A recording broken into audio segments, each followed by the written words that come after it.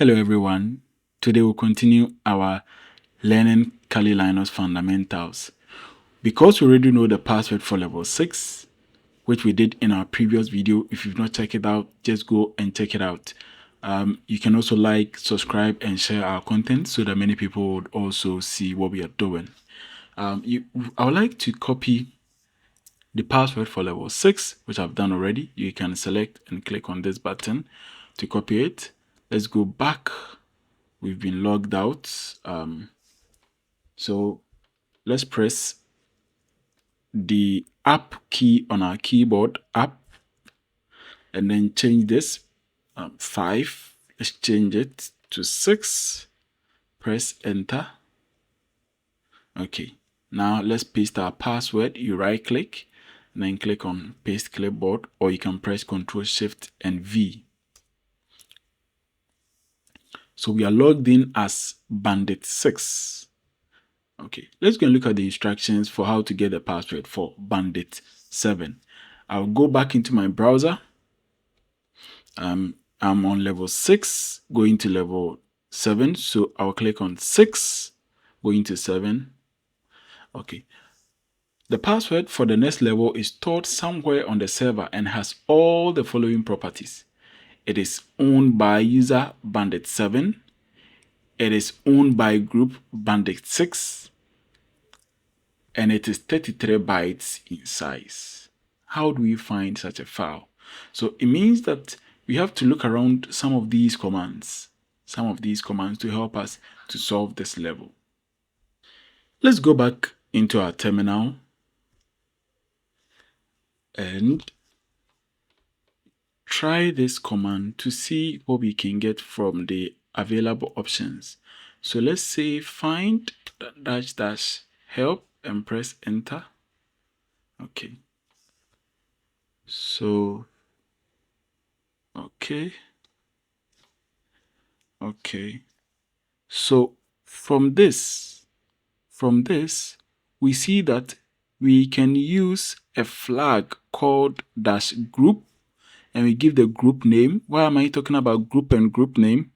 He's saying that this file is, let's go back to the properties, is owned by a group. So we can use the -group flag or option in find to get it, and we will supply this as the name of the group. And it's also owned by a user, and the user is Bandit 6, and it is 33 bytes in size. So go back to the options. We have group here. Can we also find user? Yes. We can also have the user flag there, and then we can indicate the size. As in the previous video, we can check for the size and we specify what it is. If it is byte, then we have to use C. What you see here, we have to use C if it is bytes. Okay. So in our previous video, I think we talked about the not executable. This is the flag that we used, not executable. But this one, the whole thing is that we are supposed to know the group it belongs to. We use this flag. The user that it belongs to, we'll use this flag. And then we also specify the size using this. I'm trying to see if we can now reduce our search options so that we can also get what we want. And this is also the type of files that we have. And because it's a file, we are going to definitely choose F in the available options. And you pick the one that corresponds with the file type that you are talking about. So let me go back to my terminal again. So I'll say find dash. Where do I want to search? Now, he is not telling me where exactly this file was, unlike the previous one where he says that it is found in the in here folder. This time around, it is telling me that it is on the computer. So where on the computer? Meaning that I have to search everywhere on the computer. To search everywhere on the computer, I'll begin my search with this /, meaning that it should search from the topmost folder and go into all the sub branches and find me what I'm looking for. The topmost folder in Linux is called slash. This is the name for the topmost folder, like the root folder where all other folders connect to. It's called slash. So we call it the root directory or the root folder. So find, and where is it going to search? It should search the root folder. What else? He's saying that there is a file. So there is a file stored somewhere. So it's in a file and it's stored somewhere on the server. Okay, so I go back. I say the type is an F. It's a file. Then let's do a size. What's the size? The size was 33 bytes, and bytes is represented here by C. So 33 bytes, and then it is owned by user bandit 7. So dash user, then we say bandit 7, and it is also owned by group, and the name of that group is bandit 6 as contained in the instructions in here. Press enter. So many things are popping up. So in order to filter out all these things, we see permission denied for all of this, meaning that we don't have permission to access all these files. Meaning these files have the same permissions you are talking about, but we don't have the permission to open it. But look here, within all this, there is this file that we have permission to open. So this is the file we are looking for. In order to filter out all these permission denied files and get only this file that we are looking for, apart from the command we typed, which is this, we can do what we call piping. So we can pipe the results. So I'll bring back the command, then I will say to, then I'll say /dev/now, meaning that the ones that are all permission denied, don't show them on this screen. Only show me the ones that have permission to open. So I'll press enter, and now we have only the file that we want. So we would copy this, and to open this file, what do? We say cat, and then we paste the link to the file there and press enter. So this is our password for bandit 7. We copy it, go back to our file, paste it in here. So we have the password to bandit 7.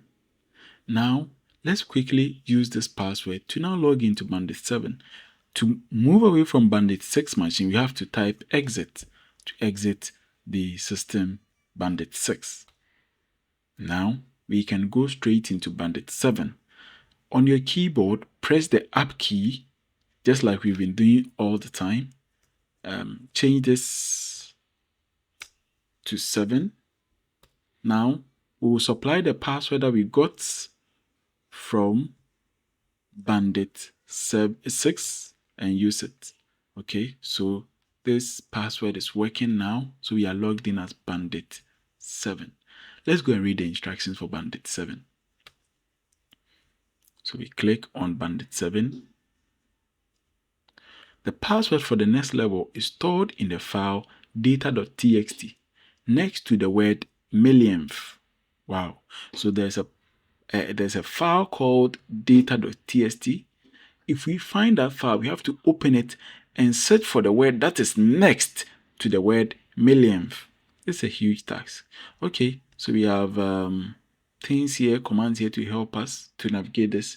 Okay, let's go to our terminal. Now, let's see what commands can we apply here.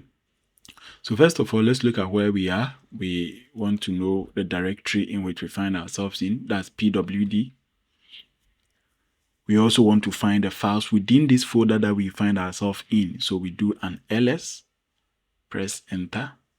Wow, we have the data.txt file here. Let's cut out this. Let's read the information in it. So let's cut it out. CAT, and then we say data.txt, press enter. Wow, this is huge. So the file contains all these words. Let me just stop it because it's just, so to stop it, I'll press Ctrl and C on my keyboard. Okay, it's not stopping. Let it finish reading. I can do Ctrl Z to C. It's also not stopping. Okay, so this should be the end of the file. Wow, so now it's stopped now. See, we have all these files and we have the word millionth. We can do a find in here. We can do a find in here to search for the word millionth, and then we'll find our password. But to make it a bit easier for us, what we can do is to use a command in Linux called strings. Strings. What does this strings do? It helps you. So strings help you to read all the strings in a word that you have.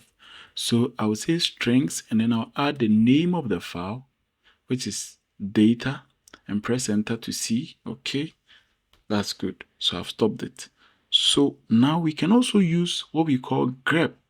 So now that we print out each individual words, what we can do is now to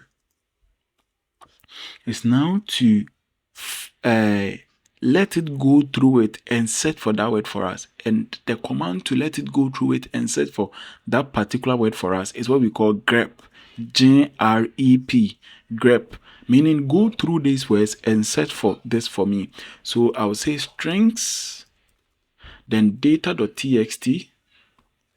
So it would print out all the strings, all the words within the file.